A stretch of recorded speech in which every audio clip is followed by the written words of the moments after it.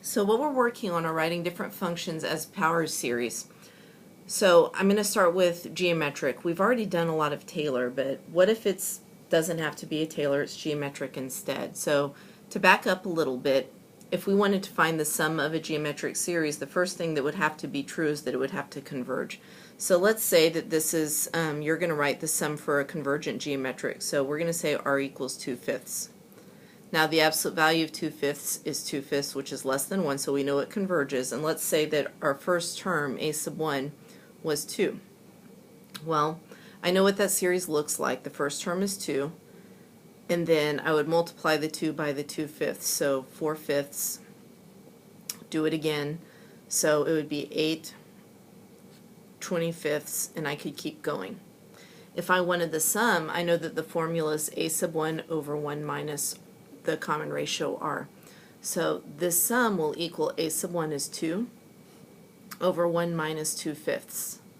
So that is equal to 2 over 3/5. When you divide by a fraction, you multiply by the reciprocal. So this is equal to 15/3 or 5. So that's what it could look like.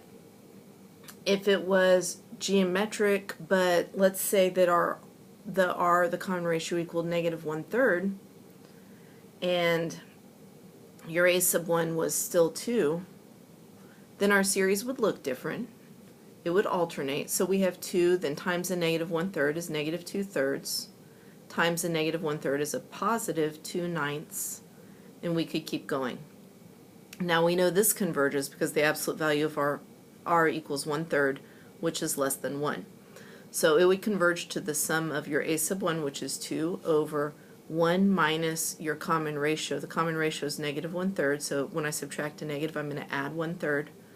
So that's 2 over 4/3 multiplied by the reciprocal, and this is 6/4 or 3/2. But what if we weren't dealing with just numbers? So we said a sub 1 equaled 1, and my common ratio was x. Then I know what it looks like still. Say my first term is 1, and then I'm going to multiply by an x to get from term to term. So plus x squared plus x to the third, and I could keep going. Well, this would equal the sum of the series if it converged. So as long as my x, my common ratio, is less than 1, this will converge to my first term, which is 1 over 1 minus my common ratio x. Well, this looks just like a rational function. This is only true when the absolute value of x is less than 1. My common ratio is less than 1. So that's on the interval from -1 less than x less than 1. So this power series will equal this function on this interval. So this is the interval of convergence.